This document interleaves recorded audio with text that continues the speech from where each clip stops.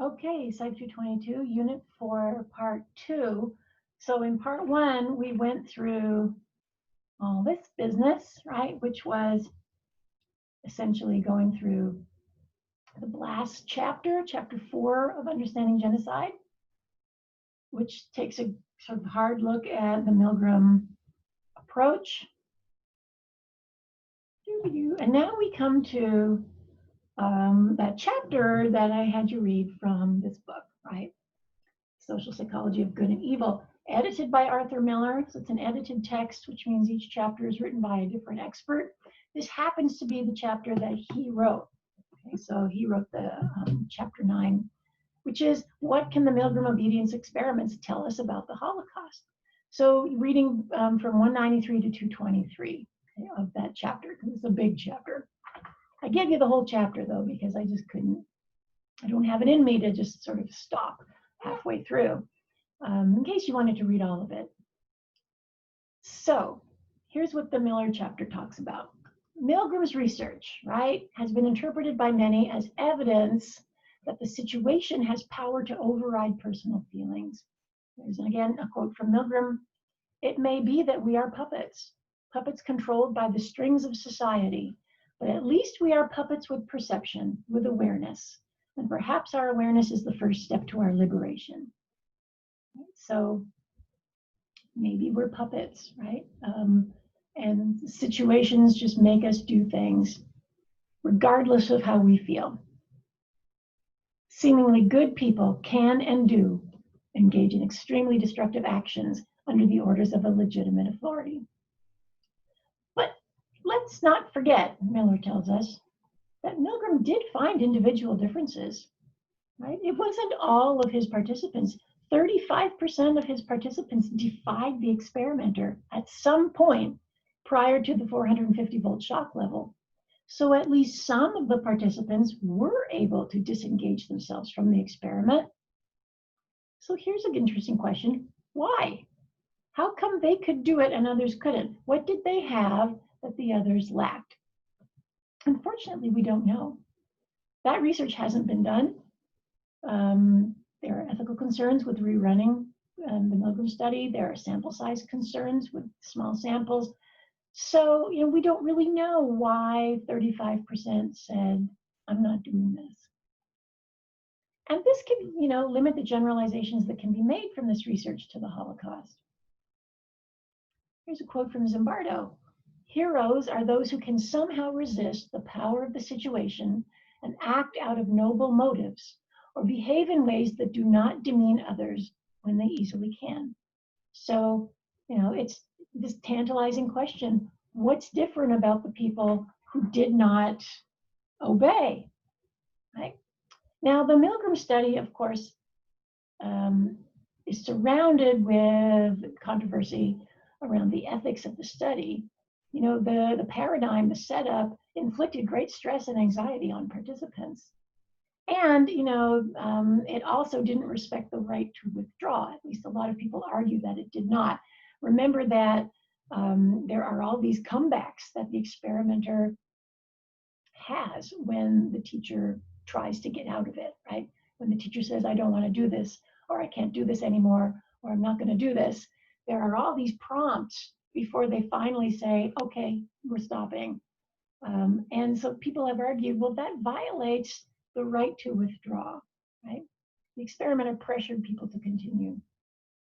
However, on the other side of the argument, it's exactly that makes it potentially an appropriate study to generalize to the Holocaust.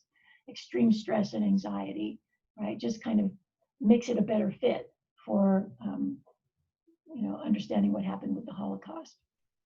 So Miller says, okay, can we generalize from Milgram to the Holocaust? He makes the point, hey, if you were to just look at social psych textbooks, you'd think, of course we can, because the link between the Holocaust and the obedience research is almost universally accepted. Pretty much every intro social psych textbook has the Milgram study and talks about how it kind of sheds light on the Holocaust. But there is an opposing voice. There are criticisms from other social psychologists that say maybe we need to take a closer look. So we're going to go through 7 critiques that Miller pulls out about generalizing from the Milgram study to the Holocaust. 7 criticisms. So critique number 1 is this one: obedience does not explain Nazi sadism.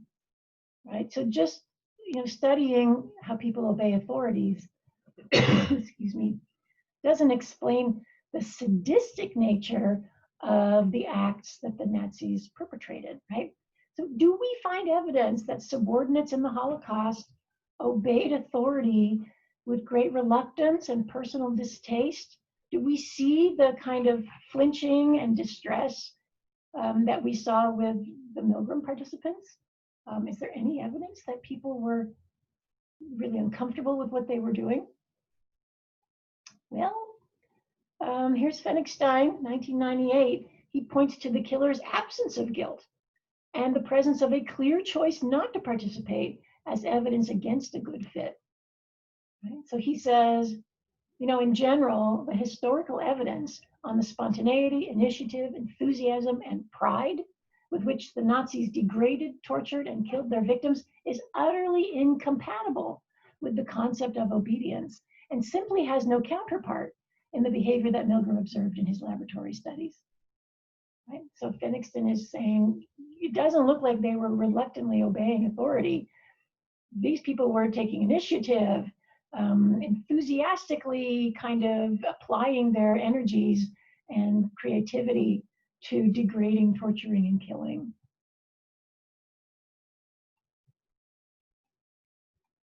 Berkowitz, 1999. Milgram's research fails to recognize the sadism involved in many of the killings and the crucial importance of distinguishing between truly egregious injustices, such as the Nazi final solution, and somewhat lesser deeds. The picture here is of a horrifying incident where the Nazis set fire to the building within which the prisoners were encased and housed, and they burned to death. Those who ran out of the building were mowed down with machine gun fire. Why did they do it that way? Right? Seems like they were just coming up with ways to be extra specially cruel and awful. Okay, so Berkowitz is saying, there was sadism here. There was a kind of enjoyment of inflicting the pain and of having the power over these people. Okay, so critique 1, obedience to authority doesn't cover that, doesn't explain the sadism. Critique number 2. There's some imprecise use of words here, the terms obedience and authority. So this is Lutsky, published 1995, points out that the term obedience is used both as a description, what did they do? They obeyed, and as an explanation, why did they do it? Obedience. And this is a circular reasoning situation. It explains nothing, right? What did they do? They obeyed. Well, how come? Well, obedience, right? He also says, we don't actually need to bring the idea of authority into the picture to explain why people do things inconsistent with their beliefs or feelings. We have known for a long time that, and lots of social psych studies have shown this, that people do this all the time. People act in ways that are inconsistent with what they say their values are, right? Even in situations where there is no authority figure. Right? So thinking one thing and doing another happens all the time, even in the absence of some authority figure kind of telling you what to do. So he says, perhaps if we recognize that obligatory obedience addresses only a part of the tragedy of the Holocaust, we will consider anew why people were attracted to authority, how they perceived their circumstances, and why they were unwilling or unable to alter them, and why so many people used the opportunity provided by the Nazis to further their own interests, even if that meant tolerating or contributing to genocide. Right? So he's saying, we need to sort of back off on assuming we know everything because of the Milgram study. That's just a little piece of the story. Critique number 3, the limitations of obedience as an explanation. So Irvin Staub sees obedience as relevant, but not the dominant feature. Remember that Irvin Staub is all about, the little kind of baby steps on the road to genocide. So he says, guided by shared cultural dispositions, the shared experience of difficult life conditions, shared motivations that result from them, and shared inclinations for ways to satisfy motives, people join rather than simply obey out of a fear or respect. A society's strong respect for authority is one source of genocidal violence. A tendency to like and obey is one characteristic of perpetrators, but it's not the whole story. And he's getting at here, that shared societal tilt that we talked about in the previous unit, right? That, the Nazi Party didn't come out of nowhere. They built upon existing shared values, shared experiences, shared motivations. There's Darley, John Darley. We cannot equate the behavior of Milgram's subjects with that of Nazi doctors, concentration camp executioners, and so on. Yet the psychological community's typical presentations of these results no longer recognize these differences. Okay, so he's kind of bemoaning the fact that open any psych textbook to the section on the Holocaust, and you see the Milgram study, and basically that's it, right? Despite the fact that there really isn't, it's hard to equate the behavior we saw in the Milgram study with what's going on with the Nazi doctors and executioners and so on. Critique number 4, failure of the obedience paradigm to address changes in perpetrators over time. So harm doing escalates over time. This is the baby steps on the continuum of destruction. So people will first commit to a course of action, and then people find themselves behaving badly towards others. And then they try to justify this behavior to reassure themselves that they are still a good person, moral legitimacy. And that's, where cognitive dissonance and just world thinking kick in. And the momentum is in the direction of maintaining and maybe even escalating the destructive acts, right? So the critique here is that Milgram studies didn't capture this temporal dynamic, this journey that people take from small steps to larger steps as they go along the way. And certainly, the cognitive dissonance and just world thinking kind of facilitating that. The Milgram study didn't capture that stuff. On the other hand, one could argue that those increments, right, from 15 volts to 30 to 45 and on, that did capture at least some component of a continuum of destruction, right? That it's easy to flip the 15 volt lever, and doing so makes it easier to flip the 30 and the 45 and so on. Critique number 5. Neglect of the importance of dehumanization of victims. Many critics say the most important feature of the Holocaust was the dehumanized status of the Jews, right? And the Milgram study says nothing about that, does nothing along those lines, right? So, depictions of the Jews as non-human. I've showed you one where they were, depicted as like a little grub. Here is like a malevolent octopus. You can see it's supposed to be a Jew because there's the Star of David up there, right? They were housed like cattle, worse than cattle, right? They were dehumanized. The extreme symptoms of stress involved in the obedience research, there's that caricature as an insect, a grub.